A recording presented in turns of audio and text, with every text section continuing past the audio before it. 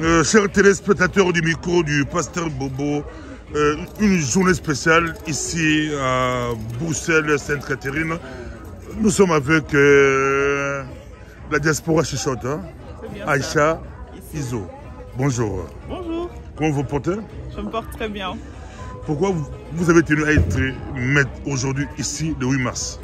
Alors, le 8 mars est une journée importante, bien qu'on doive lutter tous les jours pour les droits des femmes. Aujourd'hui, on marque le coup. Donc, c'est-à-dire qu'aujourd'hui, tout le monde sait que les femmes sont en lutte toute l'année pour leurs droits, que ce soit droit aux soins de santé, droit au même salaire, droit à la reconnaissance des compétences, etc. Pour certaines, droit à leur hygiène intime correcte et tout ça.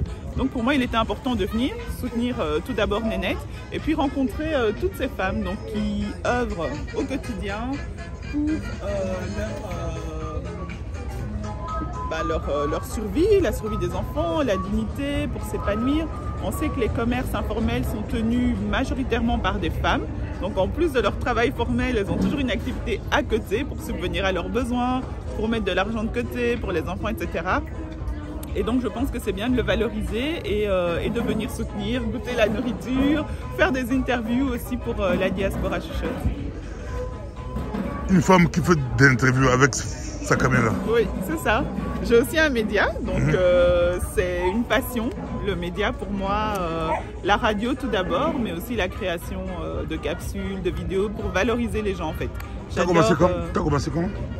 Alors la radio, j'ai commencé à l'âge de 18 ans, donc ça fait fort longtemps.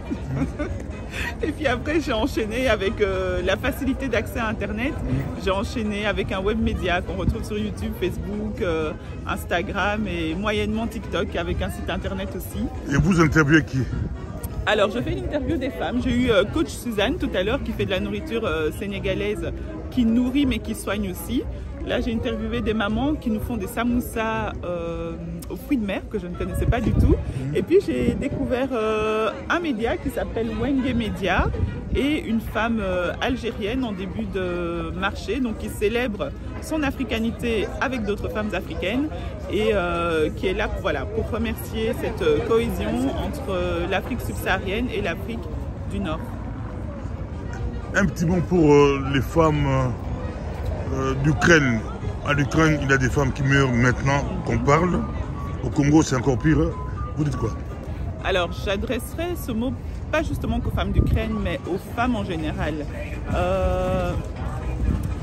Nous savons que nous avons un pouvoir. Nous savons que nous sommes dotés de compétences, de résilience, de capacités, de vie, de survie, de force, de créativité hors normes, qui bien souvent et trop souvent sont muselées.